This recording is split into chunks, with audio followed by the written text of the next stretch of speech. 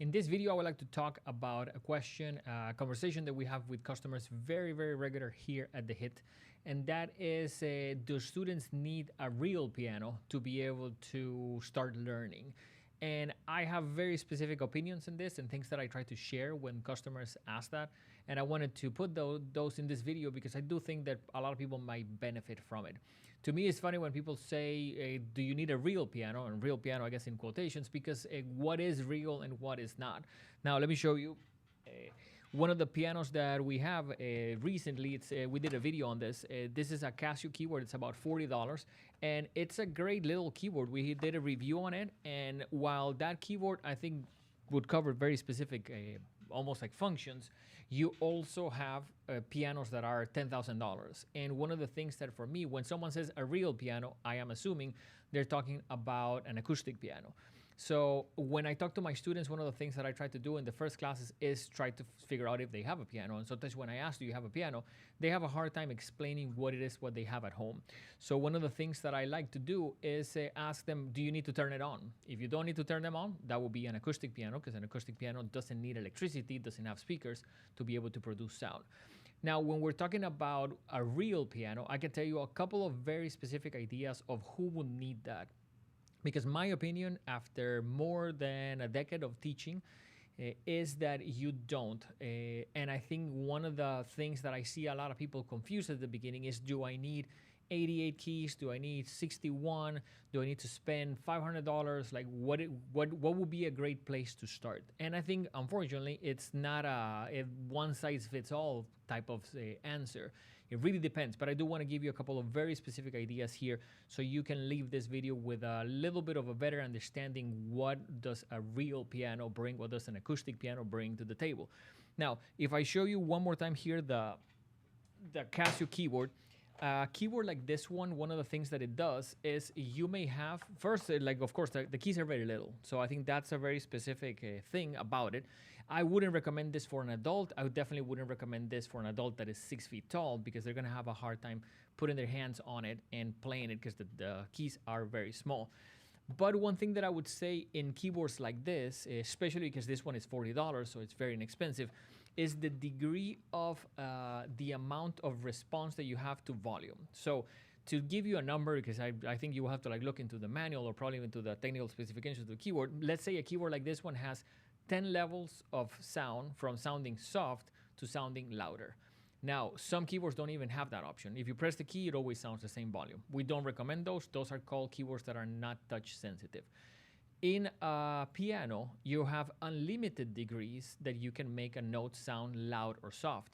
So why is that important? Because as you get more advanced and as you start playing things that are more expressive, things that you want the nuances of, like, these 3 notes are softer than the next 5 that are coming after, you definitely want to probably use that feature in a keyboard or a piano.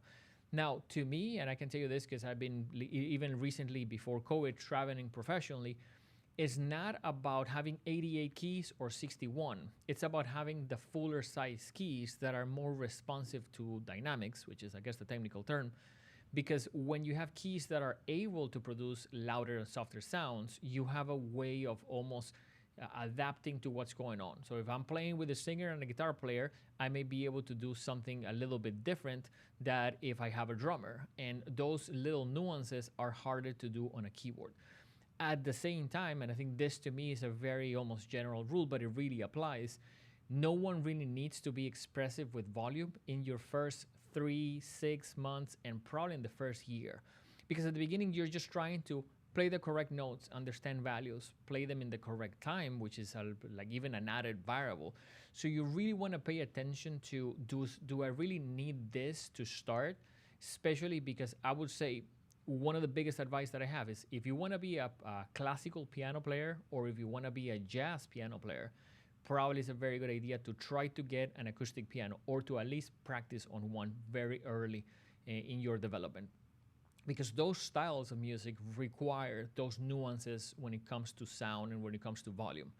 Now, if you're trying to play songs by Ed Sheeran or you're trying to play songs by Bruno Mars, those styles of music, the keyboard players that play with those artists usually do not have an acoustic piano on stage. And one thing that I find very interesting is that when you talk to people like, there's a video that I saw which I find that very cool. There is an artist called Billy Joel, the very famous piano player.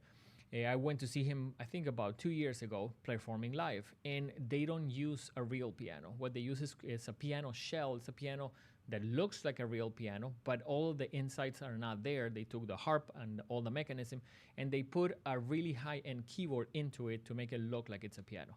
But if Billy Joel doesn't really play on a real piano, and this has to do with the logistics of having to deal with an acoustic piano every day on a stage, I think that can tell you a little bit of like, okay, do you really need one, you know?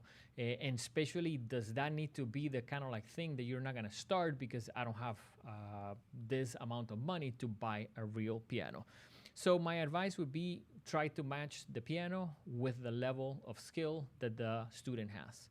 If the student is an absolute beginner, I think you can start with instruments that are like $100 to $200 that have 61 keys, and that's my advice. You know, that I think it's a very general advice, but it would always work. Try to get a keyboard that is touch sensitive, and with that you should be good. Now, when it comes to keyboards that are a lot smaller, I do believe that if you're trying, and we have a lot of people in this boat, you don't want to spend $200, $300, $400 on a keyboard because maybe your child is not going to stick with lessons. So I do think it's fine to get a very small keyboard, put it on the other side. So a very small keyboard that is under $100 so they can try it out. What's the worst that can happen? If they like it, maybe you have to change it for something better. But that is part of the equation. So I hope that this is helpful to you guys. Hopefully that answers the question, do you really need a real piano to start? And to me, the answer would always be no. Get started with whatever you have. Sometimes you can get someone to lend you one. Maybe you can even start by going to someone's house, having them lend you their piano so you can practice. So definitely, if you have questions about what we do, check thehitmusicstudio.com. We'll see you guys on the next one.